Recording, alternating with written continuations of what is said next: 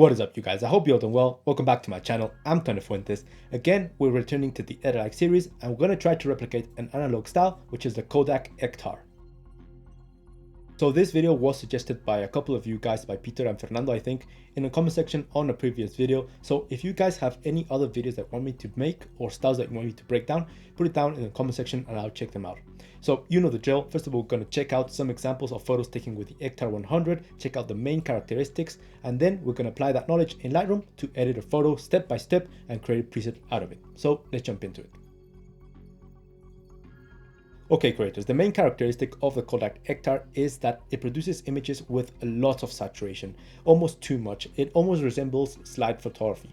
Now, this oversaturation makes this film stock, or this negative color, I should say, not very conducive for portraiture because, well, the skin tones are going to be very red, very magenta, and very saturated. But it is very useful or recommended to use in landscape photography or fashion photography or even product photography, in instances where skin tone accuracy isn't the priority. Okay, so before we jump into the details on the colors, first of all, let's talk about the contrast and the latitude of exposure, otherwise known as dynamic range. So right here, we can see that highlights are very well preserved, as in most of the Kodak film stocks. We don't see any clipping, and we can see basically every single one of the cables above the train. Now, on the other hand, the shadows, we can see how they're not very well preserved. We see a lot of contrast. The shadows are drawn down and the blacks are very pure and very crushed. So we have a punchy looking contrasty image. So this is very evident in particular in bright sunny days, where we're going to see images with highlights very well preserved with a lot of information, but then the shadows are going to be very dark and very contrasty. Now, talking about the details on the colors, we already stated that it's a very saturated film, but in particular, the greens and the reds are going to be the gammas that are going to be highly vibrant. So right here, we can see how the reds are very luminescent, where they basically take up all the image, but in particular, they're taking a bit more towards the magentas rather than towards the brick-like colors. Then the greens, in most of the images, we're going to see them very vibrant, very saturated, and that's going to be just a constant throughout the feed. Now, the other colors, the blues, the yellows, all of them are going to be very normal, very neutral. Now, in this example image from the photo review website, we can see how the greens are very vibrant, very saturated. Also, the brick building at the back, we can see those reds popping up. And we have that very harsh contrast, just losing a lot of detail in the blacks and shadows. But in particular, this image is quite strange because the blues are very saturated opposed to what we just talked about. And that's because this image, the photographer explains that he used a polarizing filter to achieve more richer blues, and also in post-edition he tampered a bit with the saturation of the blues to make them pop just a little bit more. And this is coming from an article that's reviewing the EKTAR 100. So this is just a little note, guys, to remember that the images that you're looking at in social media and even in reviews, you don't know where they were tampered with. They could be tampered with a polarizing filter or by using a lens that renders the colors differently. The development process may be different, or the scanning module may be altering the colors, and the creator or the photographer can always tamper or correct the image in post-edition. So it's very difficult to find the images straight out from the film without any tampering. So you always have to keep that in mind and take images like these ones from a review site with a grain of salt. Normally with the EKTAR 100, you're not going to have these intense blues. Instead, they're going to be a bit laid back, a bit more desaturated, in particular if you compare them to the greens or to the reds. Now in this example image, we can see why the EKTAR isn't the best for portraits. Look at the reds, how they're highly saturated, and all the magentas in the blemishes start to pop a lot more, making this film very unusable for portraits. Now, what's drawing my attention in this image is not the model, it's not the gumball, but the greens in the background, how they're very highlighted, they're very vibrant and basically almost luminescent. Now, in digital photography, we can replicate that by moving camera calibration. Now that we're here, we can also look at the grain, which is very fine, very minuscule, and it's basically not distracting. And Kodak does say that EKTAR has the finest grain in all film stocks. So creators, I think we get the idea on the main characteristics of the Kodak EKTAR. Now let's jump into Lightroom and start color grading. Now before that, as always, just a little parenthesis, I have to remind you that this preset is going to be added into the Edit Preset Pack V3 and the Analog Preset Pack. In these preset packs, you're going to find all the filters that we've created through the Edit series in this season. And also, as we continue to analyze more styles, the presets are going to be continually added into those packs. So if you want to skip my tutorials, that's the best way. Also, browse around my shop. Maybe you're going to find one of my personal preset packs or my personal LUT packs that I use every single day to edit my photos or my videos, and they could be useful for you guys. And in the process, you're going to support me so I can continue to do videos for you guys. So if you can't support me, link up here to my shop. If not, don't worry, let's jump into Lightroom and start color grading. Okay, creators, once in Lightroom, have this collection that I always use to try to replicate the analog styles. But as you can see, I do not have a lot of landscape photos because it isn't a world that really interested me. So instead, what I'm going to do is just select an image that I know has a lot of the colors that we want to alter. So I'm just going to select this one of my mom in the garden. I'm going to move to the develop tab. So as you can see right here, we have an image that is shot at midday. So we have nice contrast, and remember that the Kodak EKTAR is a 100 ISO film. So it's created for well illuminated images. And also we have a lot of greens. We have some darker greens in the background, some more vivid greens in the grass, and some more opaque greens here in the front. We also have some reds that we want to alter. So we have basically all the colors that we need to adjust. Now, first of all, let's start off with the exposure and contrast, and then we move down to the color grading. Now for exposure and contrast, we have these tools. We have the basic corrections over here, highlights, shadows, whites and blacks, the tone curve. We also have the parametric tone curve. And the way I like to see these tools is that they're different layers. So they can basically do the same thing. You can either use one or the other, or you can use them in conjunction, but just using them as different types of layers. So for example, in the first one, we can add the contrast, and in the tone curve, we can add some stylizing in terms of the blacks, for example. So let's get going. First of all, we're not going to use the temperature, tint, exposure and contrast tabs. These 4 general tabs, I like to leave them at 0, not include them in the preset, because these are the ones that I'm going to use to adjust the preset to other photos that maybe differ in terms of exposure, in terms of white balance. So for example, the next image over here in our set, as you can see, it's poorly taken on field. It's very contrasty and it's underexposed. So what I would do is just apply the preset and then compensate with the exposure and the contrast to have a flatter or a more natural looking image. But in this case, our first image is well exposed. So let's start off with the highlights. Now highlights, we don't want to go towards the positives, otherwise we're losing a lot of detail in the highlights. So what we want to do is go towards the negatives, so more information starts to appear and no clipping is added. Of course, we don't want to go to the -100, otherwise we lose a lot of the contrast that we're looking to add. So maybe around the -30 is going to be just enough. So we're bringing a bit of information, but not making the whites and the highlights completely flat. Then the shadows will control a lot of the dark parts of the image. So instead of going up towards the positives to achieving a lot of dynamic range in the dark parts of the image, we're going to go towards the negatives. Towards the positives is something similar to the Kodak Portra or the Kodak Gold that have loads of information or loads of latitude in the dark parts of the image. Instead, I'm just going to go towards the negatives, just a bit, not too much, around the -7, just to add a bit more punch. Whites, I'm just going to leave it like that. And then blacks control the deepest points on our exposure, the darkest point. So here I am going to go a bit ham towards the negatives, maybe around the -18. And immediately you can notice the difference in exposure and contrast compared to the original one. So we have more blacks, more contrast, and a bit more of a punchier image.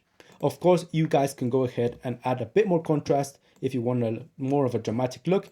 In this case, I'm just going to leave it at -18, just to make the image or the preset a bit more useful in different scenarios. And also something that I have to keep taking into account is that the Kodak EKTAR is very contrasty and very saturated if you compare it to other film stocks. If you compare it to digital photography like the one that we have right here, which is a lot more contrasty and a lot more saturated than analog film. So in the realm of film photography, it's one of the more contrasty and saturated ones, but if you compare it to digital photography, it's more evened out. Next, we're going to move down to the tone curve, and it's not going to be the crazy edit that you're accustomed to seeing from me. In here, we're just going to move a bit of the blacks. We have the contrast that we want, so don't want to tamper with it. But what I do want is to fade out the blacks just a bit. Just like in all analog films, the blacks are a bit grayed out. So right here, you can see the comparison of the blacks of the image compared to the interface of Lightroom, and it's basically the same. What I'm going to do is just pull up the point that controls the dark parts of the image ever so slightly up. Not too much, otherwise we are fading them out, but also we're changing the exposure of the entire image. Just going to move it in a 2% vertically. So we have blacks that are a bit grayed out, just a little bit, not too much. Okay, so right now the exposure and contrast is basically done, but there's something extra, completely optional, that you guys can do. So right here we have the presence tab, and the presence tab, I always like to use it in analog styles to make the image a little bit less digital or less modern. So right now the images taken with modern cameras are ultra sharp, ultra contrasty, and we can always use the texture clarity and the haze towards the negatives to reduce a bit of that sharpness. So over here we can add some negative texture and negative clarity, and as you can see, the image becomes a bit more soft and a bit more blurry. And of course you can also change the dehaze, and the haze towards the negatives is going to create this halo effect around the bright parts of the image, and also it's going to create a faded out or washed out effect. For purposes of this tutorial, I'm not interested in adding either of these because they are affecting the contrast that we work so hard to create, and also they're affecting the saturation. All these three tools affect the saturation and affect the contrast. As you can see, towards the negatives or towards the positives, we introduce more contrast and more saturation. So that's why I'm not interested in moving these sliders right now. But you guys, if you want it, you can maybe play around with the dehaze towards the negatives to achieve that faded or washed out look. Now that we have our exposure and contrast like we wanted, now let's move down to color grading. And first of all, before we jump into the details, I want to start off by changing the color palette into something that looks more similar to the Kodak colors. So for that, I'm going to use camera calibration. Now this tool is incredibly complex and incredibly powerful. You can alter the RGB, the red primary, the green primary, and the blue primary. The combination of these three colors compose every single pixel that we can see in our image. So as you can see, we have our green grass over here, but what happens if I move the saturation on the red primary? Notice how the reds are affected, but also the greens. The same thing occurs with the blues, because all of these colors are composed in a higher percentage or lower percentage of every single one of these three colors. So we always have to keep that in mind. By altering the colors in this palette or in this tool, we're affecting the entire image. So we have to be a bit more conservative and be a bit more cautious in the movements over here. So calibration is a very complex tool, and in this video I'm not going to go into detail in all the intricacies of what it can do. So if you want an in-depth tutorial about this video, check out the video I did up here trying to explain it.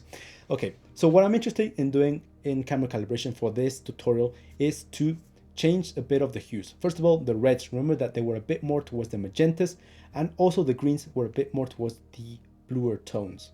Also, another thing that we can do in camera calibration is highlight certain colors. Remember that the greens and the reds were really vibrant and they basically popped out and compared to the other colors.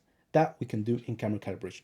So first of all, the reds. We want to change the reds over here, not towards the brick-like colors. Instead, we want to change them towards the magentas ever so slightly. We don't want to go all the way to the extreme, of course, this is too dramatic, but maybe around the -15 or -20 is just going to be enough in those ranges. Then the greens, of course, we have darker greens, we have lighter greens, so I'm just going to change all of them a bit more towards the bluer tones, not too much, around the +20, something around these lines. So right here we have colder greens and more magenta reds.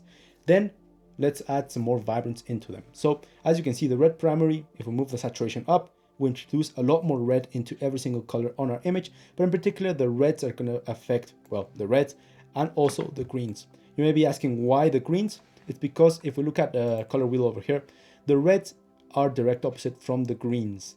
So camera calibration, another hint on how it works with color contrast and complementary colors.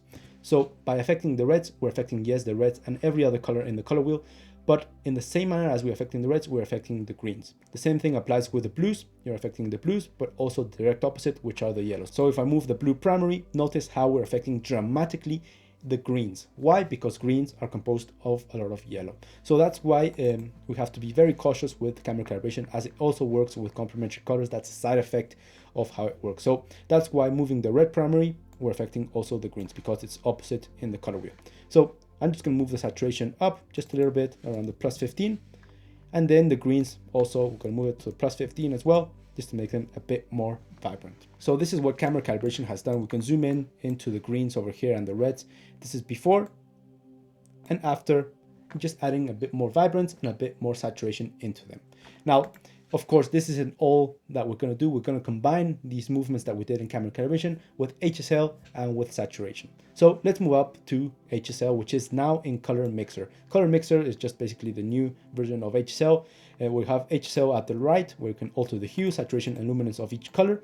And also we have Color Point now at the right to edit specific gammas in our image. But this is a lengthy process and I'm not going to use it right now. I'm just going to use Color Mixer. Okay, so first of all, in the hue, what I'm interested in doing is just changing a bit of the greens towards the cooler tones, just replicating what we did in camera calibration and emphasizing this cooler vibe in the greens. So greens will control the darker aspect of the vegetation, just a bit towards the positives, to around the 5%, and then the yellows will control a lot of the lighter vegetation, maybe around the +7. One thing that you don't want to do right here is create a differentiated vegetation, one towards the positives and one towards the negatives. If you do this, what you're doing is just basically introducing a lot of contrast between the greens, and this is something that you don't want. Look at the difference between these greens. So just going to return them to have a more of a homologated palette. Now, another thing that I'm going to do right here is just change a bit of the blues towards the aquas. Ever so slightly, we did see this in some example images where the blues of the sky were a bit more towards the teals, not too much, but just a little bit towards the aquas. Next, in saturation, first of all, the reds. We want to make them pop just a little bit more, ever so slightly towards the 10%. Obviously, you can go higher, but I want to be a bit more conservative. And just a little parenthesis, if you guys like shooting portraits and you like editing, just remember to don't tamper too much with the red, the oranges, and the magentas, because these three sliders will control all the skin tones of all humankind. So just remember that skin tone accuracy is the most important thing when you're shooting portraits. Then the blues, remember, I just want to nail them back just a bit, desaturate them maybe around the -15. And then I'm just going to leave saturation like that for the time being. I'm going to move to luminance. And in luminance, I just want to bring a bit more brightness into the greens just to make them pop, and also into the yellows. And immediately you can notice how they're shinier and they're brighter. So right now, if we look at our before and after, we have an image with the correct colors, but still they're very desaturated and very dull. So we're going to move up to the general saturation tab over here, and just a general 30% is going to be enough to bring back all the vibrancy into all these colors and make them pop a little bit more.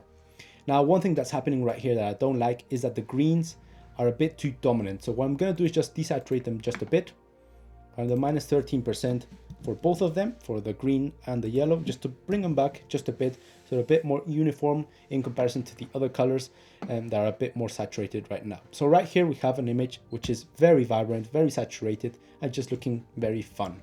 Compared to the original one, which is looking very dull, now we have that contrast, now we have those vibrant reds, those vibrant greens, and in a very uniform color palette, resembling the EKTAR 100.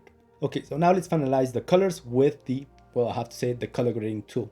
This tool allows us to add a tint into the shadows, into midtones, or into the highlights. And something that we saw in the example images in most of the cases is that the bright parts of the image contained a little bit of yellow or orange. It's very unnatural to see the clouds in the sky orange or yellow, and that's what we saw in some example images. So what I'm going to do is go to the highlights, and right here I'm just going to paint with a lot of saturation the bright parts of the image until I find the correct hue, which is going to be something around these lines, this orangey tone. And obviously the saturation is way too high. Just going to leave it at 5% just to add a little bit of creamy tone into the whites in our image. So it's basically unnoticeable, but if we zoom in into the huipil of my mother, huipil is the traditional clothing over here, you can see a little bit of yellow creeping into the bright parts of the image. If I deactivate it, this is gone. And after, I don't even know if it's noticeable in this image, but in some other cases, it will be apparent, maybe in the clouds. Then in the shadows, we can add a magenta tone. Something that happens with the Kodak EKTAR, if you underexpose it, is that magenta start to creep in. Now, obviously, an underexposed image is a poorly taken image, but it's something that is very present in analog photography. So I'm just going to add a bit of magenta, and this is way too extreme of obviously. Just going to find the color. It's going to be more towards the purples, and then the saturation is just going to be around an 8%. And obviously in this image, it's barely noticeable, but maybe if I apply this preset into a darker underexposed image, a bit of magenta is going to start to appear in the shadows, and that's exactly what we want, just giving it a bit more realism. So we're almost finished, but one thing is missing, which is the grain. And just a reminder that the grain was there, but it was a very subtle, a very small amount of grain. So just going to zoom in into a random part of the image. We already have a bit of noise from the ISO. And then in the effects tab, just going to add a quantity is not going to be too high, maybe in the low 20s. And then the size is not going to be big. Of course, we want it to be less distracting, around the -22 or 22.3 is just going to be enough. And there we have a very nice texture that isn't very relevant. It's not distracting or anything, but if we zoom in, it is there. So there we have it, before and after. Now let's save the preset and see how it performs in other images, because it may be the case that these settings work perfectly in this image, but in other scenarios it looks terrible. So we'll have to test it out. So let's save the preset under presets, hit the plus sign, create a preset. Here we're going to name it, and remember that white balance, exposure, and contrast, we want to unmark them, and also unmark any other value that you didn't use. For example, lens corrections and transform, we don't want them in our edit. So then we're going to hit create. Okay, so we have this image that I took in the banks of the river in Florence. So first of all, let's apply the preset over here, Kodak EKTAR, and immediately you can notice the difference, how we have a lot more of that vibrancy in the reds. Also pay attention to the sky, how it's a bit more desaturated, and the whites have that creamy tone that we added in color grading. So it's looking fantastic. Even the sky is a bit more towards the teal, just subtly. And of course, it's a lot more contrasty than the original image. Now, one thing that I would do, because this image is underexposed, is compensate with the exposure, just put it up. Now, if you guys want a more of a saturated look, you can always go down to HSL, and in saturation, just pull up the saturation of the greens and of the yellows, and there you have more of a luminescent or fluorescent color in the greens. In this case, I'm just going to return it because I like a bit more of a subtle look. It's still a lot more saturated than the original image. Over here in this image of the broad, we can see the changes, and in particular pay attention to the greens, how they're a bit more deep, a bit more vibrant, and also they stand out a lot more. Also, we have more contrast in the original image. Notice how in the first image we can see a bit of the detail on the wall over here, and it's basically gone over here. So we have a punchier looking image compared to the already punchy and contrasty digital image that we have over here. And then, yes, greens, more vibrant, and also the reds. It's looking quite nice. Now, finally, just out of curiosity, I want to look at the portraits, how they look. And yeah, they look exactly like the example images, with that oversaturation in the reds and the magentas popping up. And that's basically a product of what we did in camera calibration to make the greens a lot more vibrant. So as a side effect, we're affecting the skin tone. So just a reminder that the Kodak EKTAR isn't meant for portraiture. That's why we have the Kodak Portra and the Kodak Gold. So there you have it, guys. My interpretation on the Kodak EKTAR, a very playful and colorful style, but also very punchy. Now remember that this preset is in the Edelite Preset Pack V3, the Analog Preset Pack, and also the Edelite LUT Pack V3. So I've reconverted all these presets into their LUT equivalent, so you can apply these edits into your video as well. Link up here to all of them. If you want to support me, I'll be very thankful. If not, just like the video, share it with a friend, all those things. Or you can watch another video from the Edelite series like this one, or just binge to watch them into a marathon in the playlist over here. I'm Tony Fuentes, cheers to all of you, and I'll see you in the next one.